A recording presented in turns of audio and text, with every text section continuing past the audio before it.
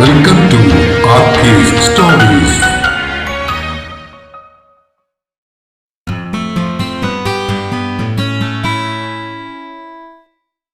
പ്രിയ പ്രണയിനി അവസാന ഭാഗം 81. രചനയും അവതരണവും രഘുദാസ് കാട്ടുങ്കൽ. കാലം അതിന്റെ താളത്തിൽ ഒഴുകി പരക്കുകയായിരുന്നു. വലിയൊരു കൊടുങ്കാറ്റിനും പേമാരിക്കും ശേഷം ശാന്തമായ പുഴ പോലെ ഒറ്റങ്കാവിലെ ജീവിതങ്ങളും പുതിയൊരു ദിശയിലേക്ക് ഒഴുകി തുടങ്ങിയിരുന്നു. കൊഴിഞ്ഞുപോയത് ഏകദേശം 1.5 വർഷത്തോളമാണ്.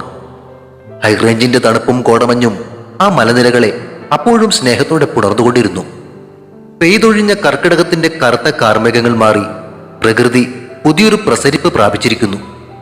ഇലപൊഴിയും കാലങ്ങൾ കഴിഞ്ഞ് മരങ്ങളിലെല്ലാം പുതിയ പച്ചിലത്തുമ്പുകൾ തളിർത്തു നിന്നു. ആര്യകത്തെ കാവിൽ വെച്ച് നടന്ന കൊലപാതകങ്ങൾക്ക് ശേഷം കാലം രണ്ടാമതൊരു പൊന്നിൻ ചിങ്ങമാസത്തിലേക്ക് കാലെടുത്ത് വെച്ചിരിക്കുന്നു. ഇരുണ്ട ദിനങ്ങൾ മാഞ്ഞുപോയി. പ്രകൃതി വീണ്ടും വസന്തത്തെ വരവേൽക്കുകയാണ്. വേലിയെറമ്പുകളിൽ തുമ്പപ്പൂക്കളും മുക്കൂറ്റിയും ചിരിച്ചു തുടങ്ങി. മുറ്റത്തെ മാവിൻ കൊമ്പിലിരുന്ന് പാടുന്ന കിളികളുടെ നാദത്തിൽ പോലും അസാധാരണമായൊരു സന്തോഷം നിറഞ്ഞു നിന്നിരുന്നു.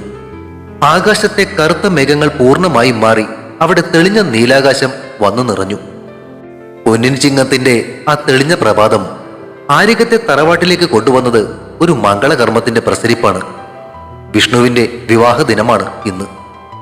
അനന്തനെ അപായപ്പെടുത്താൻ ശ്രമിച്ചു എന്ന കുറ്റം ഒരു പ്രായശ്ചിത്തം പോലെ സ്വന്തം തലയിലേറ്റു വാങ്ങി ജയിൽ ശിക്ഷ അനുഭവിച്ചെങ്കിലും കുറ്റവാളിയല്ലെന്ന് തിരിച്ചറിഞ്ഞ കോടതി അവനെ കുറ്റവിമുക്തനാക്കിയതിനു ശേഷവും ആ കുറ്റബോധം മനസ്സിൽ ഒരു ശിക്ഷ പോലെ കൊണ്ടു നടന്നിരുന്ന അവൻ അച്ഛനും അമ്മയും നിർബന്ധിച്ചെങ്കിലും ഒരു കുടുംബജീവിതത്തിന് തയ്യാറായില്ല.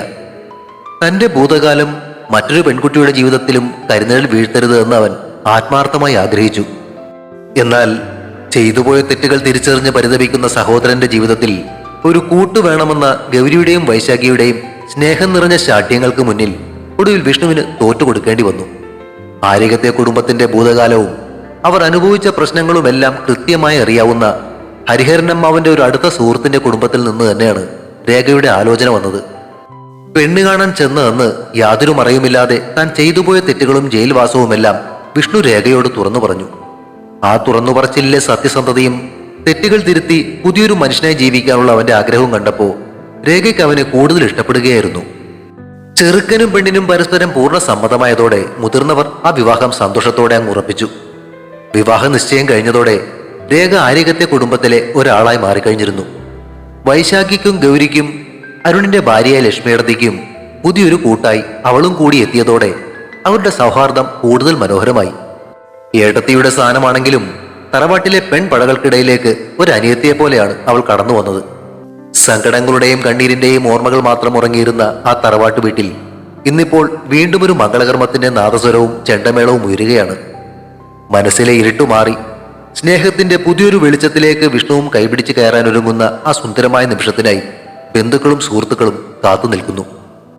കല്ലാട്ട് തറവാട്ടിലെ ദേവന്റെയും ഗൗരിയുടെയും മുറിയിൽ അപ്പോൾ കല്യാണത്തിന് പോകാനുള്ള തിരക്കിലായിരുന്നു അവർ.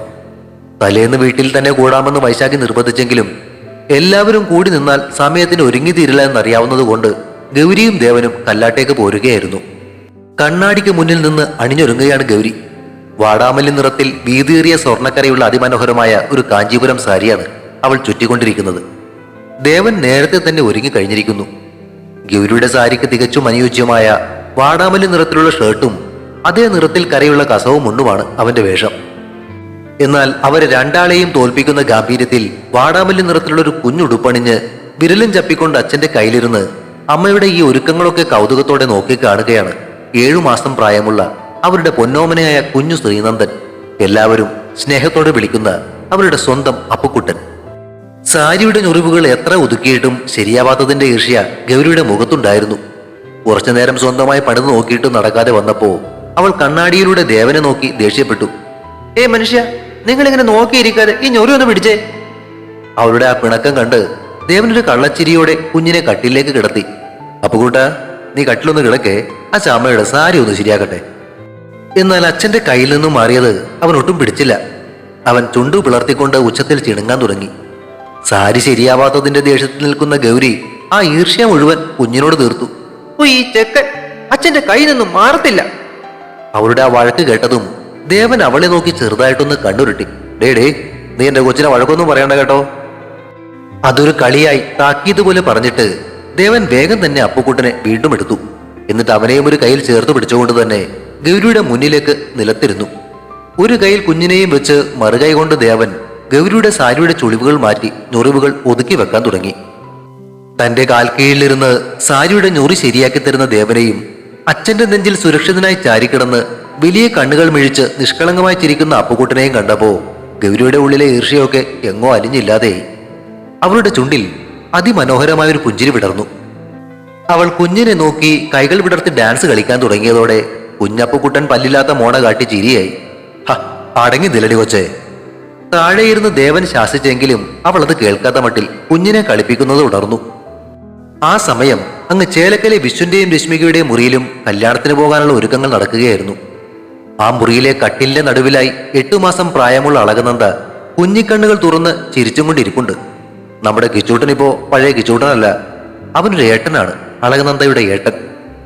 അവൻ അനിയത്തിയുടെ അടുത്തായി ഇരുന്ന് ഒരു കൈകൊണ്ട് കിലുങ്ങുന്ന വലിയൊരു പ്ലാസ്റ്റിക് പാവയെ ആട്ടി കളിപ്പിക്കുന്നുണ്ട്. മറ്റേ കൈകൊണ്ട് കുഞ്ഞനിയത്തിയുടെ കുഞ്ഞിക്കാലുകളിൽ പതുക്കെ തലോടുന്നു. കുഞ്ഞു നന്ദ ഏട്ടന്റെ കളി കണ്ട് കിലുകില ചിരിക്കുന്നു. അവളുടെ ആ ചിരി കണ്ട കിച്ചൂട്ടൻ അനിയത്തിയുടെ കവളിൽ പതുക്കെ ഒരു മുത്തം നൽകി. കണ്ണാടിക്ക് മുന്നിലാവട്ടെ വിശ്വനും രശ്മികയും ഒരുങ്ങുന്ന തിരക്കിലാണ്. ഇരുവരും വൈശാഖി തീരുമാനിച്ച ഡ്രസ് കോഡ് അനുസരിച്ച് മനോഹരമായ വാടാമല്ലി നിറത്തിലുള്ള വസ്ത്രങ്ങൾ തന്നെയാണ് ധരിച്ചിരിക്കുന്നത്. വിശ്വൻ മുണ്ടുടുത്ത് വാടാമല്ലി നിറത്തിലുള്ള ഷർട്ടും ഇട്ട് നിൽക്കുന്നു. രശ്മിക അതേ നിറത്തിലുള്ള കാഞ്ചീപുരം സാരി ഉടുത്ത് സ്വർണ്ണാഭരണങ്ങൾ അണിയുകയാണ്. കിച്ചൂട്ടൻ അനിയത്തെ കളിപ്പിക്കുന്നതിനിടയിൽ ഇടയ്ക്കിടെ അച്ഛനെയും അമ്മയെയും നോക്കുന്നുണ്ട്. അച്ഛൻ അമ്മയുടെ പിന്നിൽ ചെന്ന് നിന്ന് അമ്മയുടെ കഴുത്തിലെ സ്വർണ്ണമാല നേരെ പിടിച്ചിട്ട് കൊടുക്കുന്നു. അമ്മ കണ്ണാടിയിലൂടെ അച്ഛനെ നോക്കി ചിരിക്കുന്നു. അമ്മ അച്ഛന്റെ ഷർട്ടിന്റെ കോളർ നേരെയാക്കി അച്ഛന്റെ മുടിയിൽ പതുക്കെ വിരലോടിക്കുന്നു. പണ്ടായിരുന്നെങ്കിൽ അതിനിടയിലേക്ക് ചാടുമായിരുന്ന അവനിപ്പോ പക്ഷേ അനിയത്തിയുടെ കാര്യങ്ങൾ നോക്കുന്നതിലാണ് കൂടുതൽ ശ്രദ്ധ. അവൻ വീണ്ടും അനിയത്തിയുടെ കിലുങ്ങുന്ന പാവയിലേക്ക് ശ്രദ്ധ തിരിച്ചു. അവന്റെ ശ്രദ്ധ കുഞ്ഞിലാണെന്ന് കണ്ടതും വിശ്വൻ രശ്മിയുടെ പിന്നിലൂടെ കെട്ടിപ്പിടിച്ച് അവളുടെ ചെവിയിലേക്ക് മുഖം ചേർത്ത് എന്തോ പറഞ്ഞു. രശ്മിയുടെ മുഖത്ത് നാണവും ചിരിയും പടർന്നു. അവൾ പതുക്കെ കൈകൊണ്ട് വിശ്വന്റെ നെഞ്ചിൽ തട്ടി ചിരിച്ചുകൊണ്ട് കണ്ണാടിയിലേക്ക് നോക്കി. ഈ വാടാമല്ലി സാരിയിലെ നിന്നെ കാണാൻ എന്ത് ഭംഗിയടി പെണ്ണേ, നമ്മുടെ കുഞ്ച് അളകനന്ദയെ പോലെ തന്നെ ഉണ്ട്. വിശ്വൻ ആ പറഞ്ഞത് കേട്ട് രശ്മിക ചിരിയോടെ തലകുലുക്കി. എനിക്ക് അത്രയും പ്രായം കുറഞ്ഞോ? വിശ്വൻ കുസൃതിയോടെ അവളുടെ കവളിൽ നുള്ളി. തീർച്ചയായും, അതുകൊണ്ട് ഇനിയും ഒരു കുഞ്ഞ് അളകനന്ദയെ കൂടി നമ്മുടെ കൂട്ടത്തിലേക്ക് വേണേ കൂട്ടാം. അടുത്ത കുഞ്ഞിന് ഞാനിപ്പോ തന്നെ പേരും കണ്ടെത്തി, ദേവനന്ദ. എങ്ങനെയുണ്ട്? രശ്മിക പതുക്കെ വിശ്വന്റെ നെഞ്ചിലും തല്ലി. മതി മതി പൊന്നെ, ഇനി ഇപ്പോഴൊന്നും വയ്യ. രശ്മികയുടെ ചിരി കണ്ട് വിശ്വൻ വീണ്ടും അവളുടെ കവളിൽ മുത്തം നൽകാനാഞ്ഞു.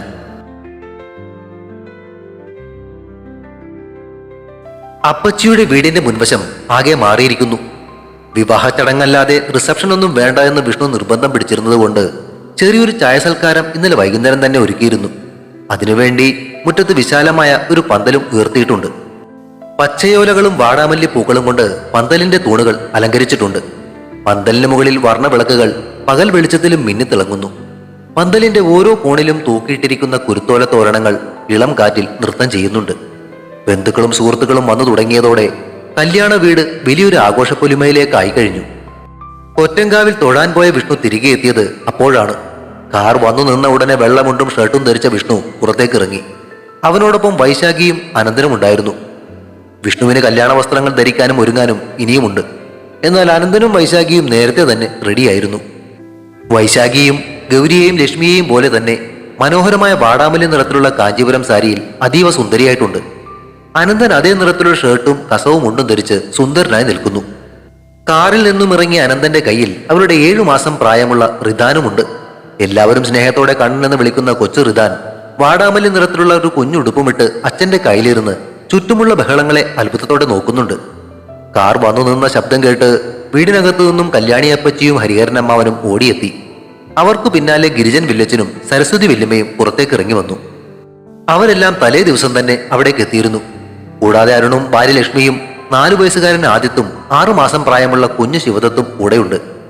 അരുണിന്റെ സഹോദരി ശ്യാമലിയും ഭർത്താവ് വിമലും മക്കളായ 7 വയസ്സുകാരൻ ആദിത്തും 3 വയസ്സുകാരി നിയയും 2 ദിവസം മുന്നേ ആസാമിൽ നിന്നും എത്തിയതാണ്. പുറത്തേക്ക് ഇറങ്ങി വന്ന അവരെയൊക്കെ കണ്ട് അനന്തന്റെ കയ്യിലിരുന്ന കണ്ണൻ ആവേശത്തിലായി. അവൻ കൈകാലുകൾ ഇട്ടടിച്ച് തന്റെ കുഞ്ഞു ഭാഷയിൽ ഉറക്കെ ശബ്ദമുണ്ടാക്കി അവരെ വിളിക്കാൻ തുടങ്ങി. കുട്ടികൾ അവന് ചുറ്റും കൂടി കണ്ണാ കണ്ണാ എന്ന് വിളിച്ച് അവനെ കളിപ്പിക്കുന്നുമുണ്ട്. പന്തലിന്റെ മറ്റൊരു വശത്ത് ഇതുപോലുള്ള ആഘോഷങ്ങളിൽ മാത്രം പരസ്പരം കാണുന്ന ബന്ധുക്കൾ കുശലം പറയുന്നതിന്റെയും സ്നേഹം പങ്കുവെക്കുന്നതിന്റെയും തിരക്കിലാണ്. ഒരു വശത്ത് സുധീഷിന്റെയും പ്രദീപിന്റെയും ഷിബുവിന്റെയും ഒക്കെ നേതൃത്വത്തിൽ ചായയും പലഹാരങ്ങളും വിതരണം ചെയ്യുന്നു. ഇതിനിടയിൽ കാറിൽ നിന്നും ഇറങ്ങിയ വൈശാഖി ചുറ്റിനും നോക്കിയിട്ട് ആകാംക്ഷയോടെ ചോദിച്ചു, അമ്മേ, ഗൗരിയും ദേവേട്ടനൊന്നും ഇതുവരെ എത്തിയില്ലേ? അത് കേട്ട് കല്യാണിയമ്മ ചിരിച്ചുകൊണ്ട് അവളുടെ തോളിൽ തട്ടി. അവരെത്തിക്കോളും. നീ അവരെ നോക്കി ഇവിടെ നിൽക്കാതെ വിഷ്ണുവിനെ നിന്ന് വേഗം പറഞ്ഞു വിടാൻ നോക്ക്. ബ്യൂട്ടി പാർലറിൽ നിന്നും വന്നവർ അവിടെ നോക്കി നിൽക്കുക. വേഗം ആവട്ടെ മകളെ. അച്ഛനും നിർബന്ധിച്ചതോടെ വിഷ്ണു അകത്തേക്ക് കയറി. എല്ലാവരും ചായ കുടിച്ചായിരുന്നോ? പന്തലിരിക്കുന്നവരോട് ഗിരിജൻ വല്ലിച്ചൻ സ്നേഹത്തോടെ ചോദിക്കുന്നുണ്ട്. അളിയ, കരയോഗം പ്രസിഡന്റ് രാധാകൃഷ്ണൻ ചേട്ടൻ എത്തുമെന്ന് പറഞ്ഞിരുന്നു. പുള്ളി എവിടെയെങ്കിലും എത്തിയാവോ? ഹരിഹരൻ ചോദിച്ചതോടെ ഗിരിജൻ ഫോണും എടുത്ത് രാധാകൃഷ്ണനെ വിളിക്കാൻ നോക്കി. ആ തിരക്കിനിടയിലേക്കാണ് ദേവന്റെ കാർ കയറി വന്നത്. പന്തലിന് വെളിയിൽ നിർത്തിയ കാറിൽ നിന്നും ദേവനും ഗൗരിയും വിലാസിനിയമ്മയും ഇറങ്ങി. ദേവന്റെ കയ്യിൽ അപ്പുകുട്ടനും ഉണ്ടായിരുന്നു. തൊട്ടു പിന്നാലെ സൈറൺ മുഴക്കി പോലീസ് അകമ്പടിയോടെ കേരള സ്റ്റേറ്റ് 2 എന്നെഴുതിയ ഇന്നോവ ആ മുറ്റത്തേക്ക് കടന്നു വന്നു. മന്ത്രിയായ വിശ്വനും രശ്മികയും പിന്നാലെ ശാരദാമ്മയും അതിൽ നിന്നും ഇറങ്ങി. രശ്മികയുടെ കയ്യിൽ കുഞ്ഞു അളകനന്ദയും വിശ്വന്റെ കൈപിടിച്ച് വാടാമല്യം നിറമുള്ള ജുബയും അണിഞ്ഞ് കിച്ചൂട്ടനും ഉണ്ടായിരുന്നു. അവരെയും കാത്തുനിന്നിരുന്ന രശ്മികയുടെ അച്ഛനും അമ്മയും അതോടെ കൊച്ചുമക്കളെ കളിപ്പിക്കാനുള്ള തിരക്കിലായി. പരസ്പരം കണ്ടതോടെ എല്ലാവരുടെയും മുഖത്ത് ചിരി വിടർന്നു. അവർ തമ്മിൽ സംസാരിച്ചു നിൽക്കുന്നതിനിടയിൽ നീലിമയും ഭർത്താവ് ശ്രീജനും മകൾ കിങ്ങിണിയും എത്തി. ആ കുടുംബത്തിലെ പുതിയ അതിഥിയായ അവരുടെ രണ്ടാമത്തെ മകൻ 8 മാസം പ്രായമുള്ള ദേവൂട്ടൻ എന്ന് വിളിക്കുന്ന ആര്യദേവും നീലിമയുടെ കയ്യിലുണ്ടായിരുന്നു. ആ ഒരു കൂട്ടത്തിലേക്ക് ഒട്ടും വൈകാതെ ജാസ്മിനും ഉമ്മ ആമിനാത്തയും വാപ്പ ജാഫറും ജാസ്മിന്റെ ഭർത്താവ് ഫൈസലും മക്കളായ അജ്മലും റിസ്വാനയും കൂടി എത്തിയതോടെ ആ കോറം അങ്ങ് തികഞ്ഞു. കുഞ്ഞുനാൾ മുതൽ ഒരുമിച്ച് കളിച്ചു വളർന്ന ആ സംഘം വിധിയുടെ വികൃതിയെ കൊണ്ട് ഇടയ്ക്കൊന്ന് വേർപിരിഞ്ഞെങ്കിലും ഇപ്പോൾ ആ കൂടിച്ചേരൽ അക്ഷരാർത്ഥത്തിൽ അവർ ആഘോഷിക്കുകയായിരുന്നു. അതിന്റെ ബഹളവും ചിരിയുമെല്ലാം ആ പന്തലിനുള്ളിൽ നിറഞ്ഞു. സുധീഷും പ്രദീപും അതിനിടയിൽ കൂടി കാര്യങ്ങളെല്ലാം നോക്കി ഓടി നടക്കുന്നുണ്ട്. വിഷ്ണു ഒരുങ്ങി ഇറങ്ങിയതോടെ എല്ലാവരും വാഹനങ്ങളിൽ കയറി വധുവായ രേഖയുടെ വീട്ടിലേക്ക് തിരിച്ചു. അനന്തനാണ് വിഷ്ണു കയറിയ കാർ ഓടിച്ചത്. അമ്മയും വൈശാഖിയും പിൻ സീറ്റിലായിരുന്നു. ബാക്കിയുള്ളവരെല്ലാം വിശ്വന്റെയും ദേവന്റെയും അരുണിന്റെയും കാറുകളിലും വാടകയ്ക്കെടുത്തിരുന്ന വാഹനങ്ങളിലുമായി വിഷ്ണുവിന്റെ കാറിന് പിന്നാലെ നീങ്ങി. വധുവിന്റെ വീട്ടിലെത്തിയ വരന്റെ വീട്ടുകാരെ രേഖയുടെ ബന്ധുക്കൾ യഥാവിധി സ്വീകരിച്ചിരുത്തുമ്പോഴേക്കും കല്യാണപ്പന്തലിലെ ആ തിരക്കുകൾക്കിടയിലേക്ക് എല്ലാവരുടെയും ശ്രദ്ധ ആകർഷിച്ചുകൊണ്ട് ശ്രീജിത്ത് കടന്നു വന്നു. ജയിലിൽ നിന്നും കുറച്ചു ദിവസത്തെ പരോളിൽ ഇറങ്ങിയതായിരുന്നു അവൻ. എന്നാൽ ഒരു കൊടുംകുറ്റവാളിയെ കാണുന്ന ഭയമോ അകൽച്ചയോ ആ പന്തലിലുണ്ടായിരുന്ന ആരുടെയും മുഖത്തുണ്ടായിരുന്നില്ല. മറിച്ച് വലിയൊരു ആദരവോടെയും അതിലേറെ സ്നേഹത്തോടെയുമാണ് അവർ അവനെ സ്വീകരിച്ചത്.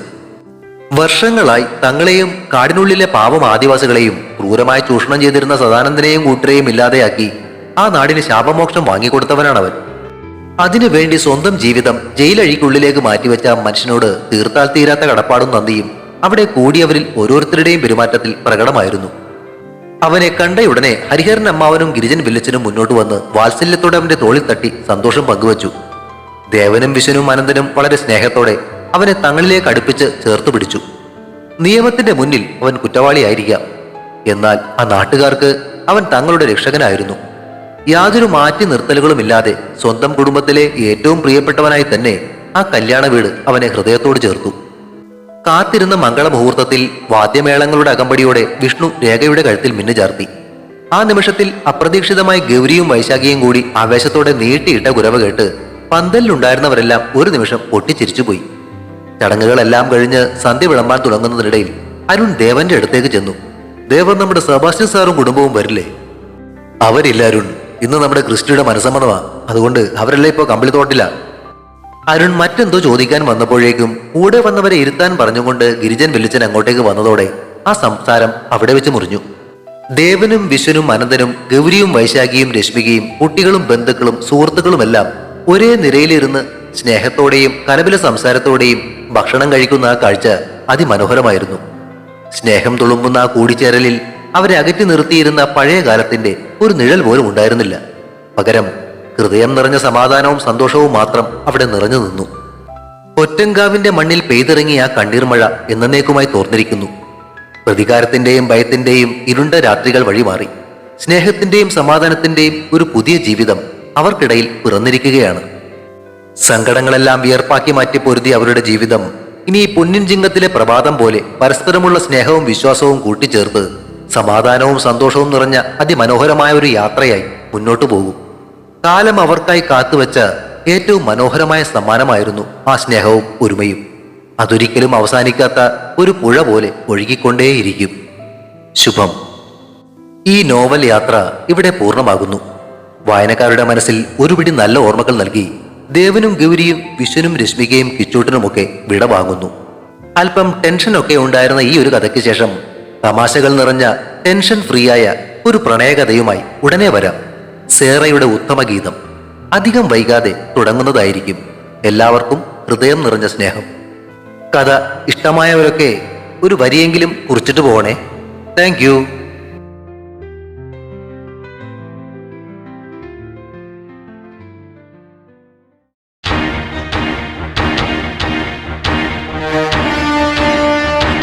See you soon.